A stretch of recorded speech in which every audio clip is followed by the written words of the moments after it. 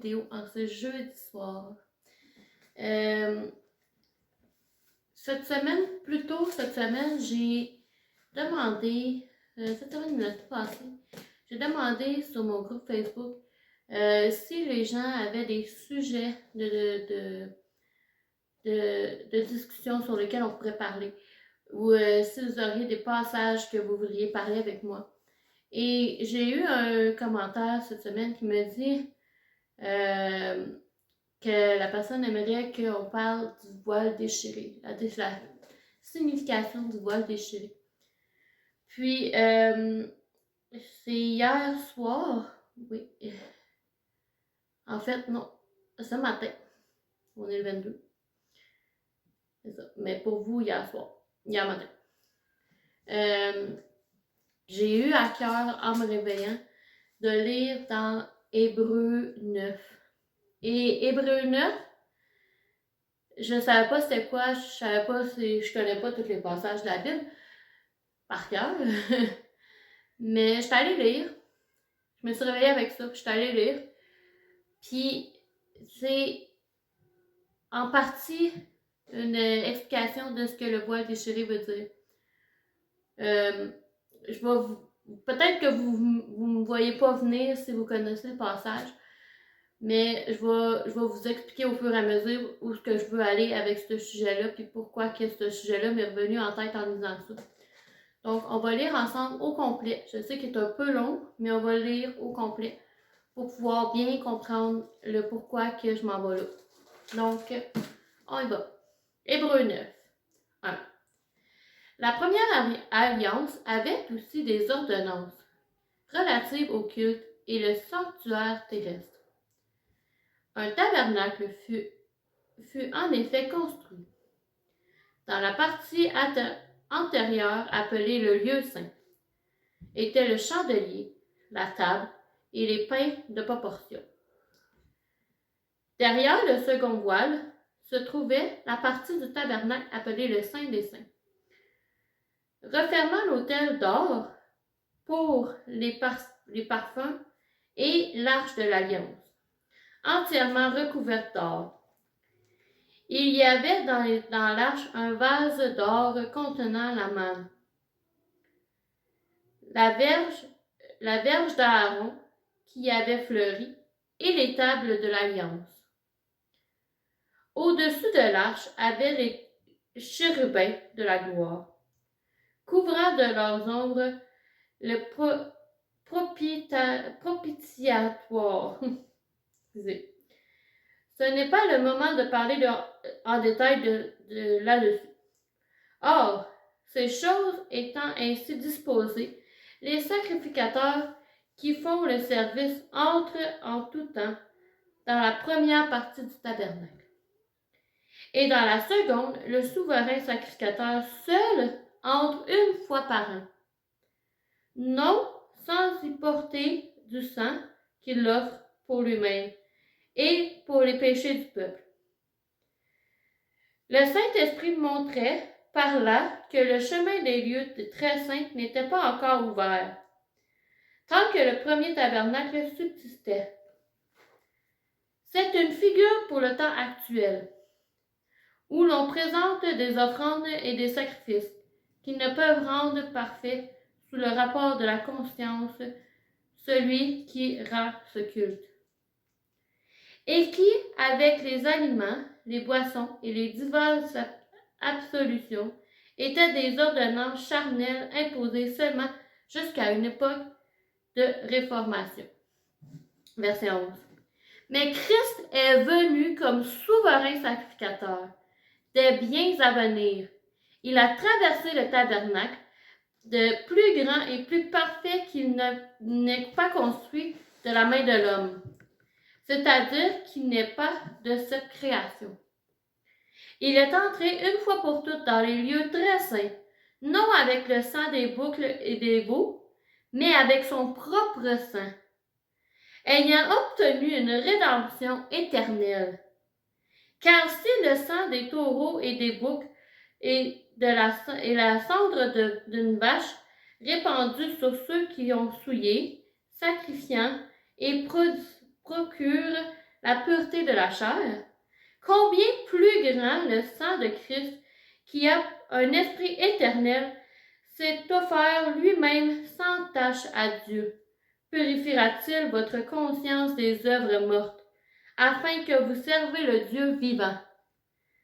15. Et c'est pour cela qu'il est le médiateur d'une nouvelle alliance, afin que la mort étant intervenue pour le rachat des transgressions commises sous la première alliance, ceux qui ont été appelés reçoivent l'héritage éternel qui leur a été promis. C'est là car là où il y a un testament, il est nécessaire que la mort du testateur soit constatée. Un testament, en effet, n'est valide qu'en cas de mort, puisqu'il n'y a aucune force tant que le testateur vit. Voilà pourquoi c'est avec le sang que même la première alliance fut inaugurée.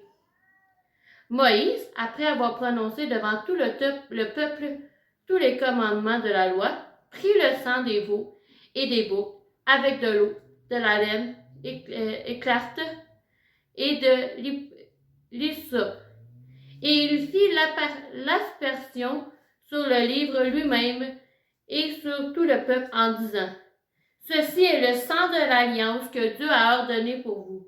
Il fit pareillement l'aspersion avec le sang sur le tabernacle et sur tous les ustensiles du culte. Et presque tout après la loi est purifié avec du sang. Sans expulsion de sang, il n'y a pas de pardon.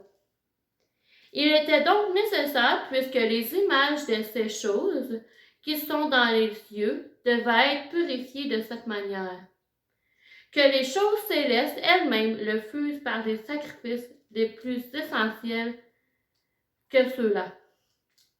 Car Christ n'est pas entré dans un sanctuaire fait de main d'homme en imitation du véritable, mais il est entré dans le ciel même, afin que de comparaître maintenant pour nous devant la face de Dieu. Et ce n'est pas pour s'offrir lui-même plusieurs fois qu'il est entré, comme le souverain sacrificateur entre chaque année dans le sanctuaire avec du sang étranger.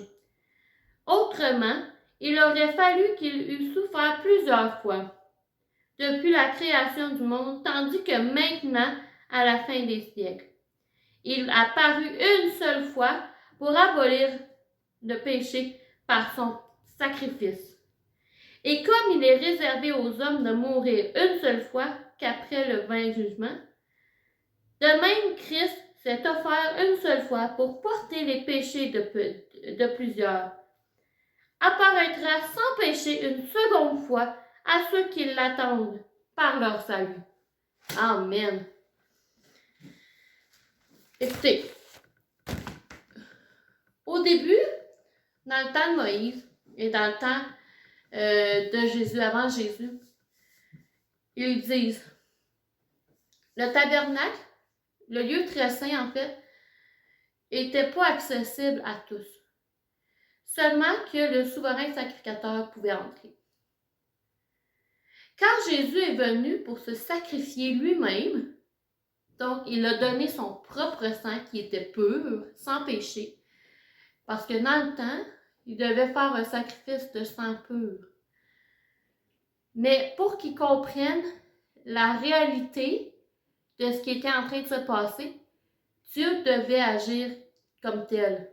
Il devait envoyer Jésus, son propre fils, mourir sur la croix pour qu'on puisse voir que le sacrifice qu'il fait déchire le voile. On le voit quand il meurt que le voile fut déchiré. Ça voulait dire que tout le monde a accès au saint. Tout le monde a accès au lieu très saint. On n'a pas besoin d'aller dans un lieu saint non plus pour avoir le Saint-Esprit. On a accès où nous sommes par le sacrifice de Jésus. Puis, le sacrifice de Jésus étant le plus gros sacrifice que la terre a eu. Parce que son sang était sans péché. Son état était pur. Encore plus pur que n'importe quel animal qui pouvait sacrifier dans ce temps-là.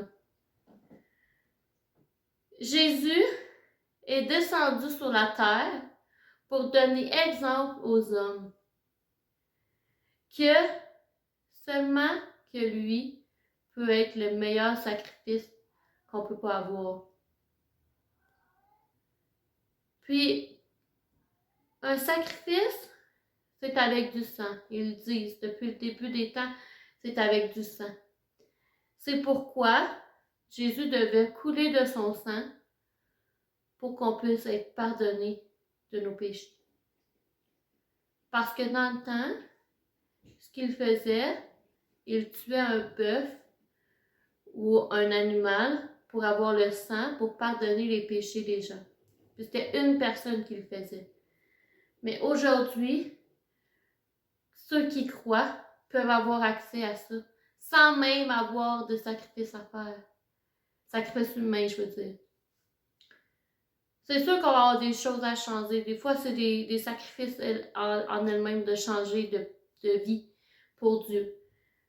Mais, il faut penser que le plus gros sacrifice a été fait il y a 2020 ans, quand Jésus est mort sur la croix pour nous, puis qu'il a déchiré le voile pour qu'on puisse avoir accès au lieu très saint, pour qu'on puisse aller dans le lieu très saint le louer, pour qu'on puisse aller dans le lieu très saint le célébrer, pour qu'on puisse, nous aussi, avoir accès à sa gloire par rapport au lieu très saint. Parce que le lieu saint, c'est où ce que son esprit est. Son esprit allait en nous. Son esprit est allé autour de nous. Son esprit est partout. Donc, le lieu saint, on y a accès à n'importe quel moment que l'on veut dans nos vies. Parce que le voile a été déchiré. Le voile a été déchiré quand Jésus est mort sur la croix. Je pense que on se doit de profiter de cette chance-là qu'on a aujourd'hui. De pouvoir accéder au lieu très saint. De pouvoir parler au Père sans avoir d'intermédiaire. Le Seigneur est là pour nous. Il est là pour nous guider. Il nous guide vers son lieu très saint. Son lieu très saint qui est, comme je disais, partout. On y a accès avec nos louanges, nos prières, nos temps qu'on passe dans la parole. Je ne sais pas si vous avez déjà senti ça, quand vous êtes dans la louange ou quand vous êtes dans une prière intense avec Dieu, ou même quand vous êtes dans une parole avec Dieu, vous lisez la Bible, puis vous ressentez une atmosphère qui vous entoure. Quelque chose qui vient comme une bombe d'amour à travers vous. Ça, c'est le lieu très saint. Ça, c'est ce que Dieu nous envoie. C'est son esprit qui nous montre qu'il est là pour nous, puis qui nous dirige, qui nous aide, qui vient nous entourer.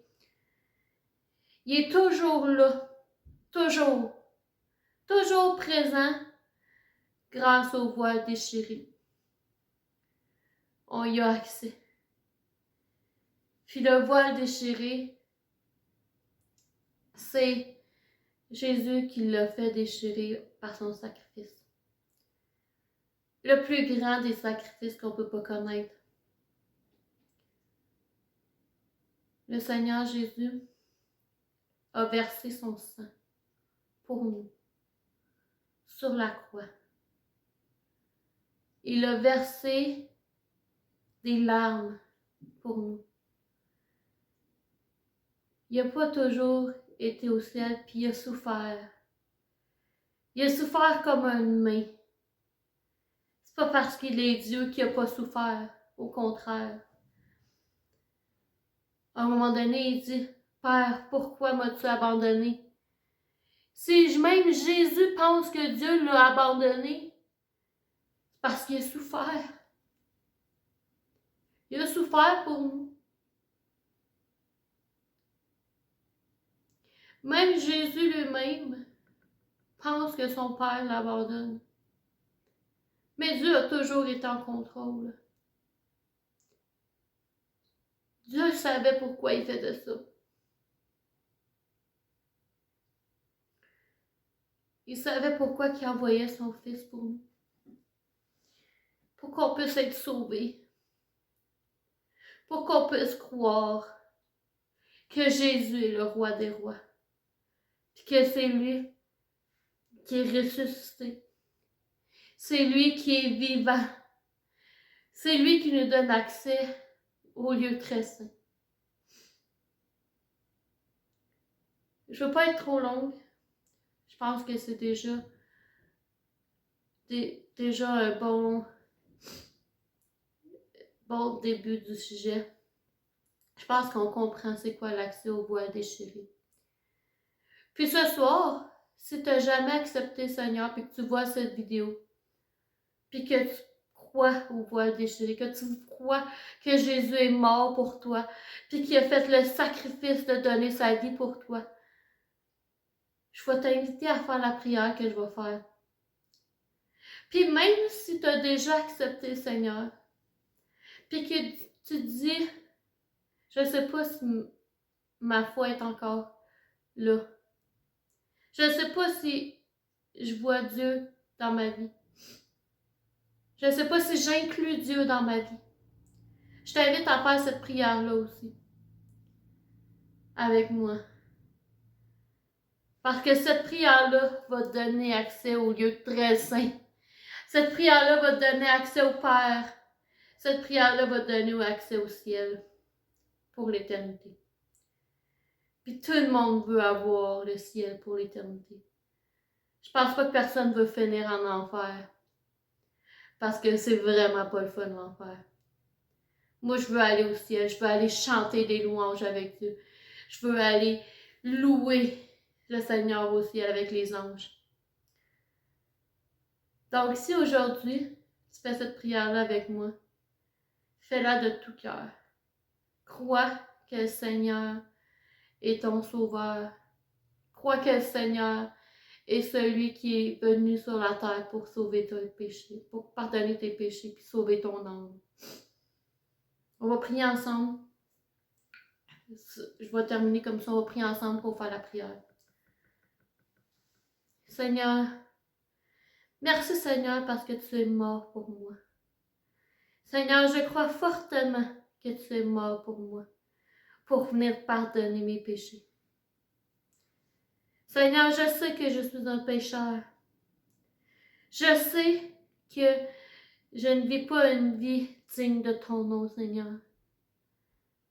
Mais viens en moi. Intègre mon cœur. Prends l'accès, Seigneur, à ma vie. Je veux que tu viennes diriger ma vie, Seigneur. Je veux que tu viennes envahir mon âme, Seigneur. Que j'aie accès à ton lieu très saint avec le voile déchiré, Seigneur. Merci pour le sacrifice que tu as fait, Seigneur. Puis, Seigneur, je te demande de me guider dans tes voies. Amen. Donc, j'espère que vous avez aimé cette vidéo ce soir.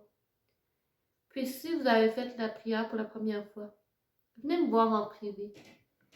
Venez me jaser, juste me parler, me dire, je veux connaître encore plus du Seigneur. Je veux que le Seigneur agisse dans ma vie. Donc, si vous voulez ça, venez me parler en privé. Puis venez me jaser. Je suis parlable, je suis pas... je vais être ouverte à tous. Puis, je pense que le Seigneur va agir dans nos vies. En fait, je suis sûre que le Seigneur va agir dans nos vies en ce moment.